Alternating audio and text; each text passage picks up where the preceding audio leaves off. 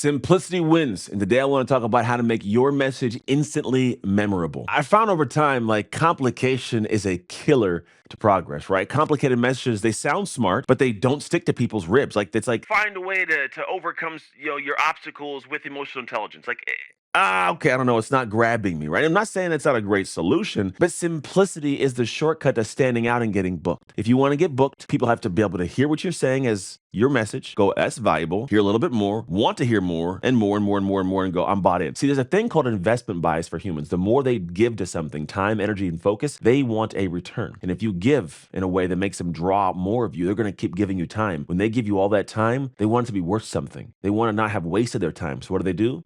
They book you if you're the right person. If you're not, they move on to the next person. So if you don't know me, my name's Anthony Trucks. I'm a former NFL athlete, American Ninja Warrior as well for 3 years. And I speak. I'm a speaker, coach, and author. And I teach speakers how to get great at getting on stage.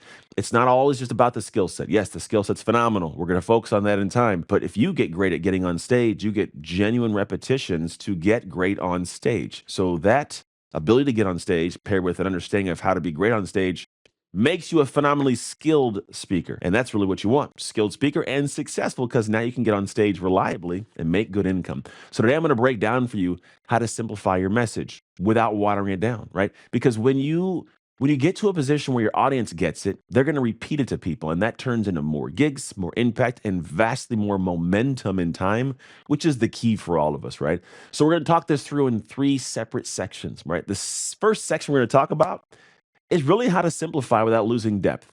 See, great speakers, they speak like a mirror, not a microscope. Let me put it that way, right? This is the first thing I want to talk about. When you are able to have a conversation about what somebody's seeing, right? How they're being seen, people, they pay attention. There's a great conversation by a guy named Stephen Covey, and he says, seek first to understand, then be understood. So my job's not to get minuscule in the minutia of what I do, but to actually reflect back to you what I'm seeing or how I'm seeing it, but in a way that makes you go, oh, this guy gets it. This girl gets it. They're understanding what I'm talking about. And they're more apt to listen to you because you've sought to understand. Now they are waiting to hear you, which means you would be understood. And so you got to break complex ideas down to everyday language so they can hear you and understand you get it, right? You use analogies to bridge the gap actually at times. And honestly, you want to strip the jargon and elevate the clarity.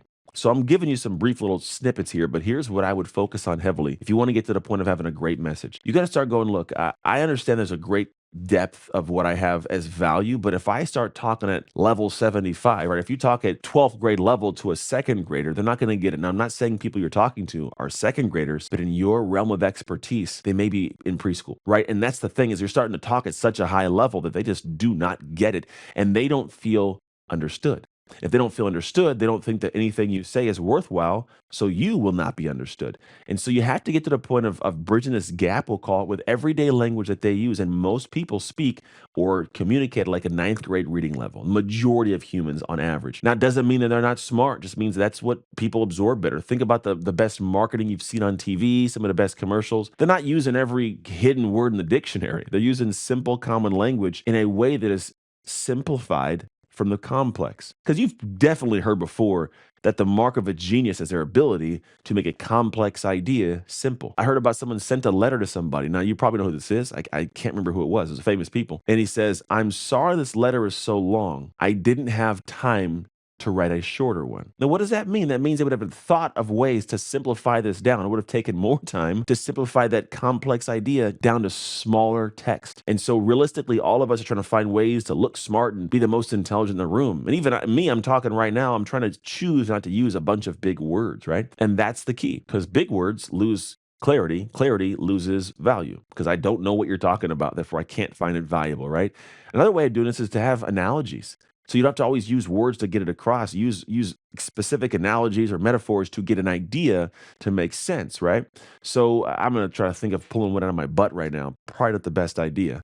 Let's say I want to find a way to convey to you. Let's say I'm going to tell you how to chase a goal, but you have no idea how to get there. Let's say it's on one side of the river is you. On the other side of a rushing river is the thing you want. And a lot of us think we have to dive into this crazy abyss and get swept away in the crazy of the unknown. What if I grabbed you by the shoulders, turned you to the right and said, there's a bridge right there? Well, now your ability to feel confident in achieving and reaching your desire actually seems a little more believable because you've got a bridge. My job is to bridge the gap between what you know and what you want. and the separation between how to get what you want that you think's a rushing river. I made that up just now. Hope it makes sense, right? And then get rid of all the extra jargon and crazy big words. Make it clear. The clearer it is, the better it is, because the clarity is the power. Now there's value because I get it and I can see why you are so passionate about it. Now, section two, we'll call it stage two of this talk, is why clarity is the number one keynote factor that planners book for. Like they don't book clever, they book clear, right? When you're looking to get yourself in a position to have someone present you to their client as the person to be on stage representing the client and this planner for the audience, you had better be clear. They can't be wondering what you're going to say or what the outcome's going to be. They can't wonder what these things are. They got to know. And the way you do that's by being clear, not just clever, right? So if you do this right, your message, if it's simple, here's the thing, it can be simple, but still be very powerful. Like my message is dark work, the work you do in the dark that allows you to win in the light. It's simple. Now, there's a lot of depth when I really go into breaking it down, but it's simple. It's clear. It's concise. So what does this do? It gets me into more conversations because they can communicate my value. It makes me vastly easier to promote to people. And my content lands deeper because it's instantly understood. So my content of videos and structure, whenever I put out there, people get it. They go, okay, I see what this person's talking about. Let's hear more. So for you, the goal is to get very clear with what your message is, even though it still holds very powerful weight, a lot of depth. And if you want, you can expand it out into its intricacies so it does carry a lot of deep value and transformational ability. But it's not about going to the point of going, I'm gonna use all the big words so I prepare to be very smart and intelligent. If you can simplify it, I believe you're intelligent, right? I think you're smart because you've simplified it and it makes sense. So spend more time simplifying so more people get it and there's more value to it. The third stage, or third concept here I want to talk about is how speakers are fine over time. See, big name speakers don't change their message every time. They refine it. They find out different ways to say the same thing until it eventually lands. See, every speech you give, it's a chance for you to get, we'll call it data, right? It might just be you logging away. Did they raise their hand? Did they not raise their hand? Did they smile? Were they tuned in, right? But the thing is, I don't change the message. I have a friend named Mel Robbins, and she has this message called 54321. Early on, nobody got it. Didn't make sense, right?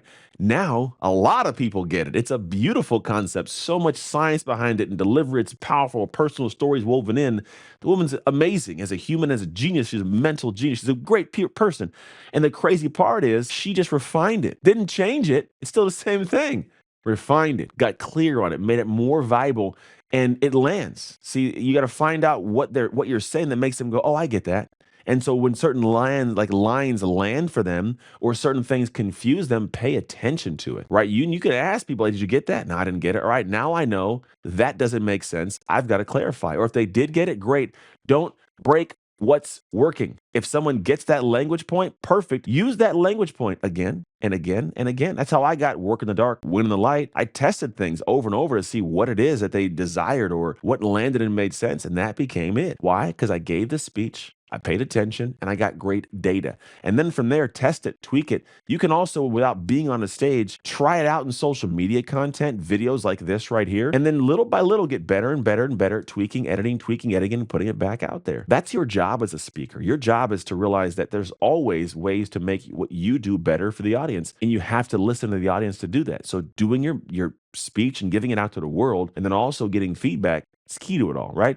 Great speakers are simply great editors. They try it, see what works, do it again, do it better. It's like comedians. Comedians do the exact same thing. They go try jokes. Oh, that one's good. Not so much that one. That one's good. And they get a set over time that here's a set you see on Netflix or Amazon Prime or HBO. Why? Because they spent time refining and then they got something dialed in after maybe sometimes 200 different sets. And now they got something that's worthy of a special, right? It's not the first thing they do to go out and do a special ever, right? So if you want to make your message unforgettable, you got to get some help doing this usually, right? You can try it on your own, but I'd love to help you. If you go to speaktofreedom.com, you'll see our website. It breaks down what we do, how we do it, who we help, how we've helped them, and it makes it clear how you can take your message out to the world in a clear, more concise, more valuable manner. Go to speaktofreedom.com, or I'll see you in the next video.